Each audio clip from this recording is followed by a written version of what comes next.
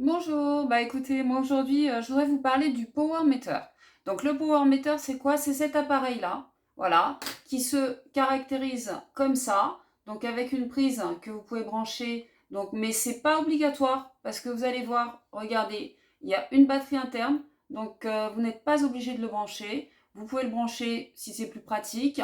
On va dire qu'aujourd'hui, on va prendre l'exemple sur un frigidaire. Vous voulez savoir combien consomme votre frigidaire. Donc vous branchez la prise de votre frigidaire ici, tout simplement. Et à partir de ce moment-là, vous allez... Alors, la première des choses à faire, c'est que à chaque appareil que vous allez changer, sauf si vous en achetez plusieurs, bien sûr, vous pouvez aussi en acheter plusieurs, vous allez remettre reset. Là, juste ici, regardez. Là, je mets reset. Et je suis à zéro. Je reviens à zéro. Alors, ça, comme vous pouvez constater, c'est livré avec, hein. D'accord? Donc, vous en avez deux dans la boîte. Donc, la boîte qui est ici. Voilà. Je regardais s'il n'y en avait pas un deuxième, on ne sait jamais. Donc, la boîte est ici. C'est fourni avec une notice complète.